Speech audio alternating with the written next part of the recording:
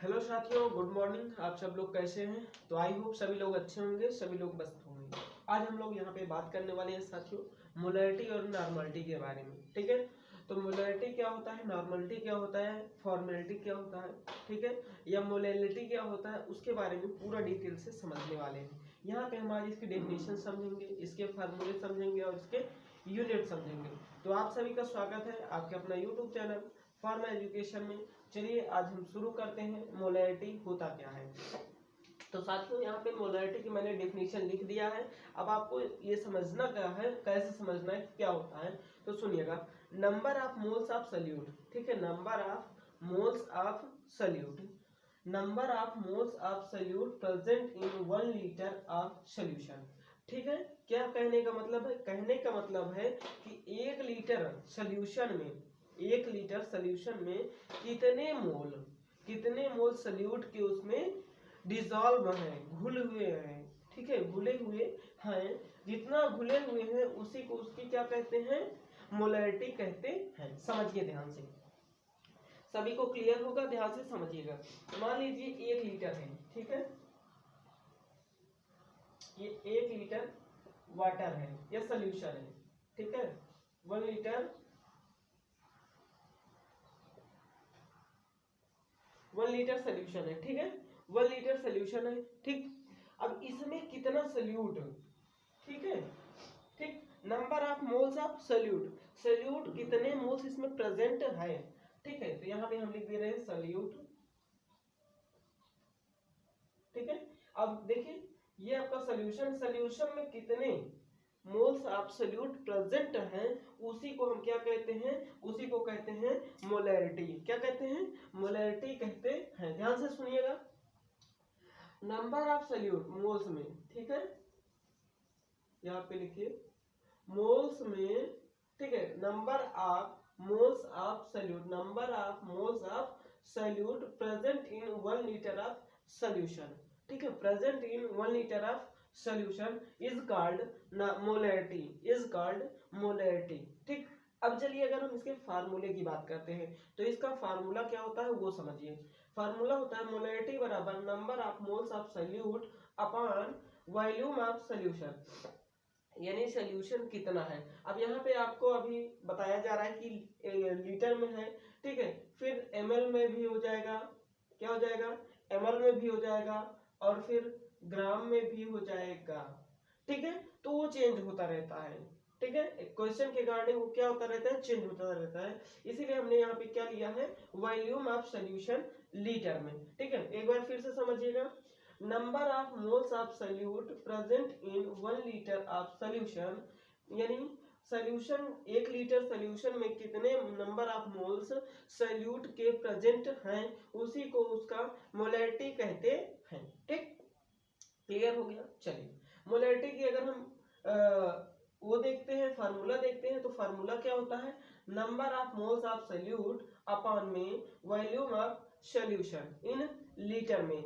ये हमें किस में भी रखना है, लीटर में रखना है। अगर हम एक और इससे हटके एक और फार्मूला देखिए, आपके सामने मैं रखने जा रहा हूँ, समझिएगा। मोलैरिटी बराबर mass of solute upon molar mass is, ये वाला अपॉन में, ठीक है, volume of solution in litre में, ठीक है। तो ये क्लियर हो गया, इतनी बातें समझ में आ गई। अब अगर मान लीजिए आपको नंबर ऑफ सोल्यूट नहीं दिया है, नंबर ऑफ सोल्यूट नहीं दिया है, वो निकालना है, तो कैसे निकालेंगे। तो नंबर ऑफ सोल्यूट बराबर होता है mass of solution, sorry mass of solute, ठीक है, mass of solute upon molar mass. देखिए मास ऑफ सोल्यूट क्या होता है और मोलर मास क्या होता है, इसको समझिए, ठीक है। इसको समझने के लिए आपको थोड़ा सा बैक जाना पड़ेगा। देखिए ध्यान से, अगर हम मास ऑफ सोल्यूट की बात करते हैं, ठीक है, तो मास ऑफ सोल्यूट, इसमें क्वेश्चन में क्या होता है साथियों, दिया जाता है। क्वेश्चन में क्या होता है, दिया जाता है। मान लीजिए ये दे दिया है ऐसे, ठीक है, 0.98 ग्राम, ठीक है, मास ऑफ सोल्यूट है, किसका है, जिसका होगा, ठीक है, जिसका होगा। मान लीजिए ये है आपका NaOH, ठीक है, तो तो अब NaOH का जब हम मोलर मास मॉलिक्यूलर मास निकालेंगे वो कैसे निकलेगा, ध्यान से समझिएगा, तभी ये मोलर मास आपको पता चलेगा। ध्यान से समझिएगा, मान लीजिए NaOH है, ये NaCl है, ठीक है, क्या है, NaCl है। तो ध्यान से दोनों का समझिएगा, मैं दोनों का निकालने के लिए आपको बताने जा रहा हूँ। देखिए सोडियम का परमाणु क्रमांक क्या होता है, 11 होता है, परमाणु भार क्या होता है, 23 होता है। तो यहाँ पे हमें परमाणु भार लेना है, तो इसका हो जाएगा 23। ऑक्सीजन का परमाणु क्रमांक क्या होता है, 8 होता है, इसका परमाणु भार क्या हो जाएगा, इसका परमाणु भार हो जाएगा 16, जस्ट उसका डबल होता है। ठीक है। अगर हम बात करते हैं हाइड्रोजन का, तो हाइड्रोजन का परमाणु क्रमांक 1 होता है, उसका परमाणु भार भी 1 ही होता है। अब हम इसको टोटल कर देंगे, जब टोटल कर देंगे तो ये आपका आ जाएगा 40।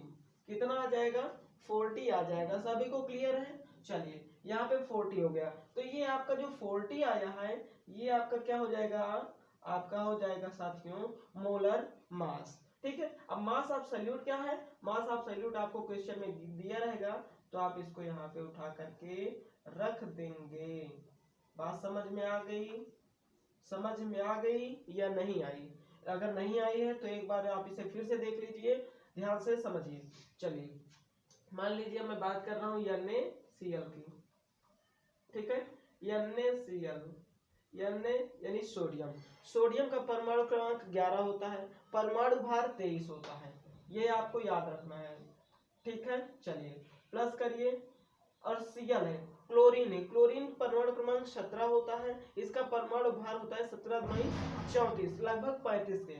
ठीक है, तो इसका हो जाएगा 35.5 हो जाएगा। जब हम इसको टोटल करेंगे तो ये आएगा इसका 58.5 आएगा। क्या आएगा, 58.5 आएगा। तो ये यहाँ पे ऐसे ही, फिर इसको हम यहाँ पे 58.5 यहाँ पे नहीं लिखेंगे हम, क्योंकि हमने क्या निकाला है, हमने निकाला है मॉलिक्यूलर मास, जिसी को हम कहते हैं मोलर मास। ठीक है, उसी को हम क्या कहते हैं, मॉलिक्यूलर मास या फिर मोलर मास। तो हम यहाँ पे लिख सकते हैं। बात समझ में आ गई साथियों? ये था आपका मोलैरिटी का। आइए इसके यूनिट की बात कर लेते हैं। यूनिट में क्या हो जाएगा, यूनिट में हो जाएगा ग्राम अपान लीटर में, ग्राम अपान लीटर में। बात समझ में आ गई? अगर समझ में आ गई है तो आप इसका एक स्क्रीनशॉट ले लीजिए। हम आगे बढ़ते हैं नॉर्मेलिटी की तरफ।